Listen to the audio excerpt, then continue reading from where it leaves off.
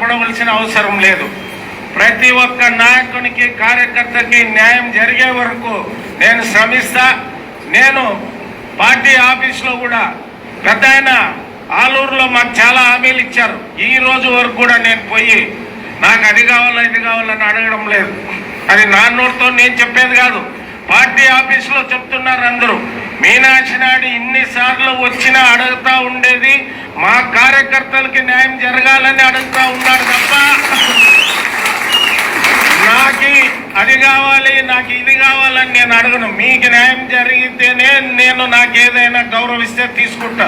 మీకు అన్యాయం జరిగితే నేనేం తీసుకోను. నాకు అవసరం లేదు. మీకు న్యాయం జరగాలి. మేమేమైతే ఇన్నాళ్ళు పార్టీకి కష్టపడి పనిచేసిన కార్యకర్తలకి స్టోర్ల విషయంలో కానీ ఫీల్డ్ అసిస్టెంట్ విషయంలో కానీ మనం ఒక కూర్చున్నాం మాట్లాడిన ఆ పద్ధతిగా జరగాలి. అధికార పార్టీ మనది. సీఎం చంద్రబాబు నాయుడు గారు ఎమ్మెల్యేగా గౌరవిస్తాం. ఆయన మాకేమి ఇవ్వాల్సిన అవసరం లేదు.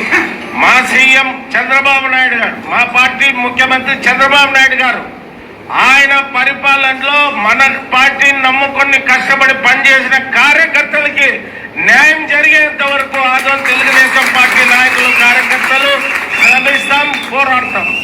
కానీ వ్యక్తిగతంగా ఎవరిని మేము విమర్శ చేయం. మా కార్యకర్తలకి న్యాయం జరగాలి. మా పార్టీ మా ముఖ్యమంత్రిగా ఉన్నప్పుడు మాకు అన్యాయం జరిగితే ఇన్నేళ్ళు పార్టీ కష్టపడిన కార్యకర్తలకి న్యాయం చేసిన వాళ్ళు కాము. మీకు న్యాయం జరిగినప్పుడు మాకెందుకు పదవులు? మీకు న్యాయం జరిగే వరకు నేను ఫైట్ చేస్తాను.